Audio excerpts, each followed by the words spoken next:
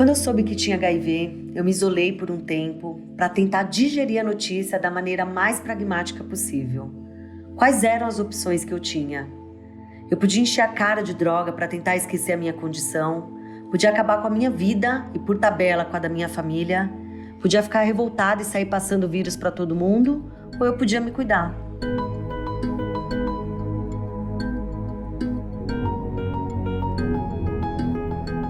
Aos 31 anos, a vida de Thaís Renovato virou de cabeça para baixo. Ela descobriu, de repente, que tinha contraído o vírus da AIDS de um namorado. Apesar do medo inicial, ela se cercou de bons profissionais de saúde, começou o tratamento médico e soube que era possível levar uma vida normal. Hoje, ela é casada, tem 2 filhos saudáveis e se dedica a combater o preconceito contra o HIV. Eu sou Geise Diniz e esse é o podcast Plenai. Ouça e reconecte-se. Era uma quinta-feira em São Paulo, no ano de 2013. Eu tinha trabalhado o dia inteiro e à noite saí para conhecer uma balada nova na Rua Augusta. Eu fui com os amigos, mas 1 hora me separei da turma para pegar uma bebida no bar. O lugar estava lotado e eu tive que disputar espaço no balcão. Até que um cara que também estava por ali puxou o papo comigo. Cheio, né? Ele falou. Era um tipo comum e simpático. Eu adoro conhecer pessoas e tenho facilidade para fazer amizades. Para mim, um encontro rapidinho no balcão do bar é suficiente para ir no aniversário da pessoa no fim de semana. O papo fluiu e a gente passou a noite conversando. Trocamos telefones e mantivemos contato pelos dias, semanas e meses a seguir. A gente começou a fazer vários programas juntos, parque, restaurante, bar. Ele era um cara romântico do tipo que mandava rosas colombianas no meu trabalho e organizava viagens de fim de semana. Não demorou para eu me apaixonar.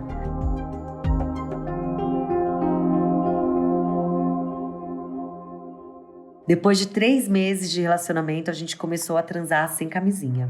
O meu critério, como de muitas meninas e mulheres, foi a confiança. O primeiro sinal que a saúde dele não ia muito bem foi uma tosse persistente que apareceu meses depois que a gente se conheceu. Ele parou de fumar e mesmo assim o sintoma continuava. Eu insistia para levá-lo ao médico, mas ele não deixou. Ele foi sozinho à consulta e disse que estava com o início de pneumonia causada por uma mistura de cigarro, gripe mal curada e o desgaste físico das nossas viagens. Ele se tratou, mas não adiantou. Junto com a tosse, veio um chiado no peito e uma febre alta. Ele foi para o hospital e acabou internado. Eu saía do trabalho e ia direto visitá-lo, só que o quadro dele só piorava. Ele foi perdendo peso rapidamente e acabou sendo entubado na UTI. Eu ainda tinha esperança que ele fosse se recuperar, até que a mãe dele me chamou para conversar na recepção do hospital. Ela me disse: esses dias aqui sempre teve tão lotado e eu não tive a oportunidade de te contar, mas a verdade é que ele tá morrendo de AIDS. Ela contou desse jeito, papum.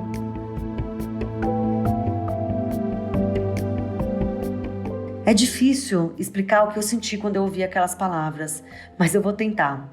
Em uma fração de tempo muito curta, passou pela minha mente um filme com flashes de toda a minha vida.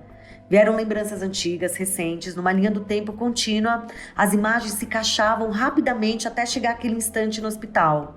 Eu estava de pé e a minha canela ficou fria. De repente, as minhas pernas já não sustentavam o peso do meu corpo. Me deu uma aflição, tipo aquela que a gente sente quando anda na montanha-russa. Eu desmaiei. Quando eu retomei a consciência, estava com um copo de água com açúcar na mão. Um amigo querido estava comigo e perguntou: Thaís, pelo amor de Deus, o que foi? Você tá branca. Eu mal conseguia respirar. Mexi a boca e disse para ele: me tira daqui. Tava caindo uma chuva torrencial em São Paulo naquele dia. Eu tentei correr em direção ao carro, mas eu não tinha força. Meu amigo desacelerou o passo para me acompanhar e foi caminhando de mão dada comigo. Quando eu contei para ele o que tinha acabado de ouvir, ele fez uma cara de pânico. Para ele, também tudo fazia sentido agora.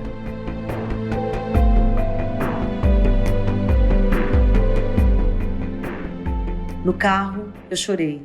Chorei por ser burra, chorei por entender que meu namorado ia morrer mesmo, chorei porque eu não estava entendendo mais nada, chorei porque fiquei apavorada pelo meu provável diagnóstico. Logo, a notícia se espalhou entre os amigos.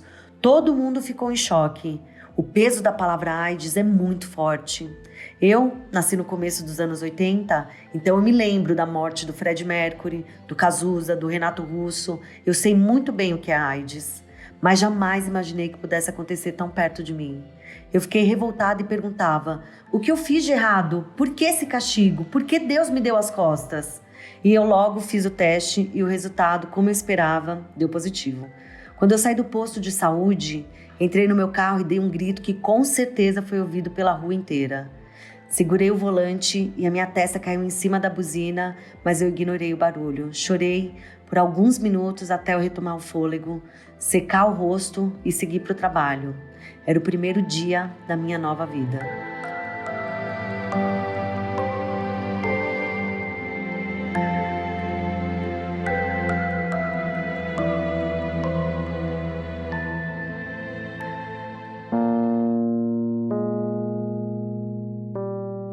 Procurei uma psicóloga e, com a ajuda dela, um infectologista.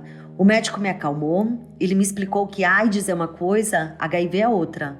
O HIV é o vírus causador da AIDS e uma vez que a pessoa é infectada, ela vai ter o vírus para o resto da vida. Só que embora não tenha cura, tem tratamento. Se a pessoa se tratar, ela não vai ter AIDS e vai morrer por outra causa. Nos últimos dias de vida do meu namorado, quase ninguém ia ao hospital. Mas que tipo de pessoa eu seria se eu abandonasse no momento que ele mais precisava? Eu tinha que fechar aquele ciclo. Numa sexta-feira à tarde, eu entrei na UTI e peguei na mão dele. Ele estava pesando 35 quilos. Eu disse: ontem eu peguei meu exame e deu positivo. Eu só queria que você soubesse que eu te desculpo. Um dia conversaremos sobre isso, mas não nesse plano. Eu te perdoo, vá em paz. No dia seguinte, ele morreu aos 40 anos.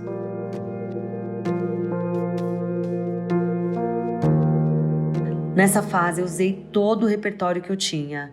Ia na terapia, tomava remédio para dormir, rezava, lia o Evangelho segundo o Espiritismo e fazia meditações. Por orientação da minha psicóloga, eu dizia para todo mundo que o resultado tinha dado negativo. Só as minhas irmãs e uma amiga sabiam a verdade. Eu comecei a fazer o tratamento com antirretrovirais e eu tomo um comprimido por dia e não tenho nenhum efeito colateral.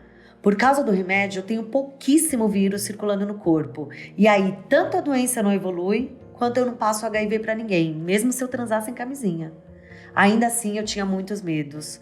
Como seria minha vida dali em diante?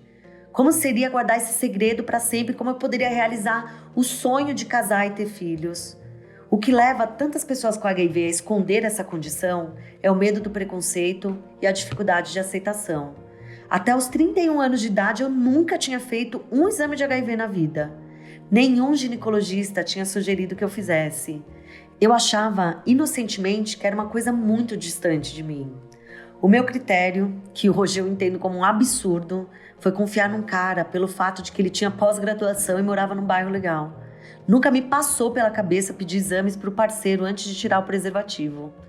E qual era o meu crime? Transar sem camisinha com o cara de quem eu gostava? Eu nunca vou saber se ele me infectou de propósito.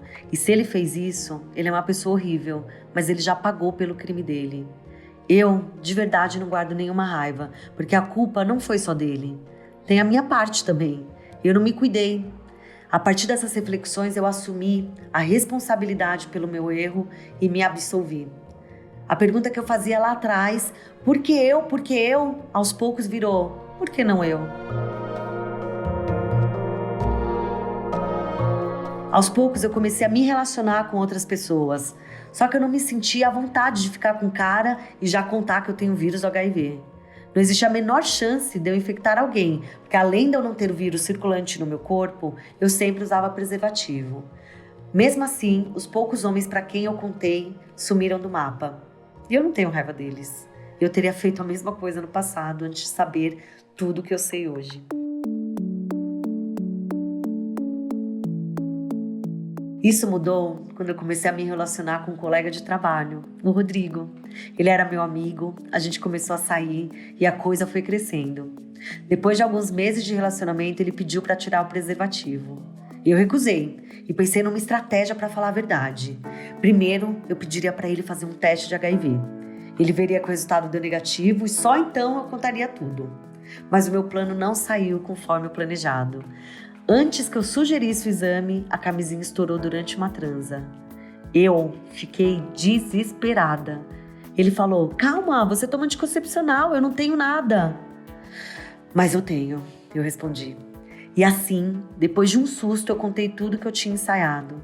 Para minha surpresa, ele me abraçou e disse que não ia cair fora, disse que estava comigo para tudo. Eu chorei de alegria e de alívio.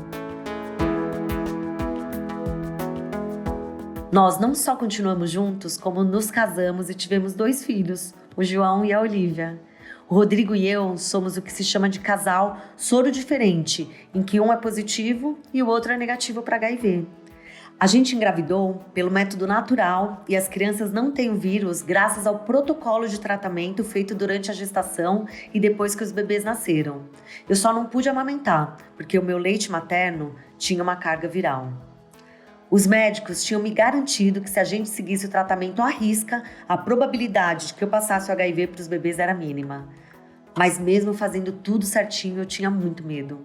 Uma das maiores alegrias da minha vida foi pegar o resultado negativo do João e da Olivia.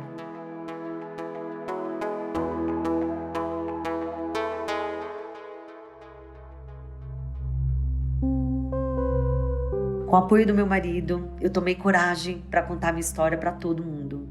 Eu acredito que o preconceito não é só externo. Ele começa pelas pessoas que têm HIV e se escondem. Eu fui me sentindo na obrigação de esclarecer as bobagens que eu ouvia por aí. Eu não podia ser omissa.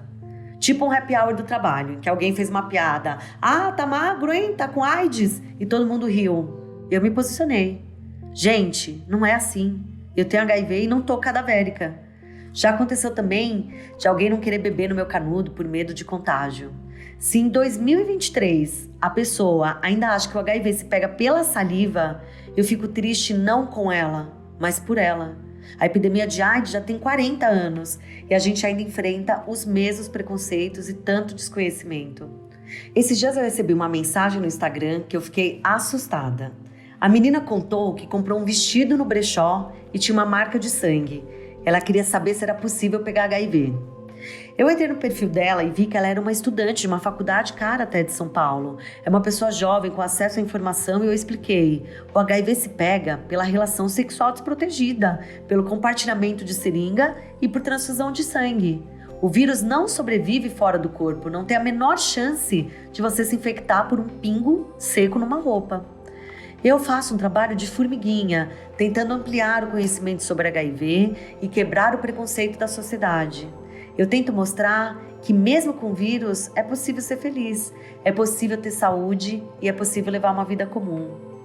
A minha trajetória é igual a de qualquer outra pessoa. Não é perfeita, mas é do jeito que tinha que ser.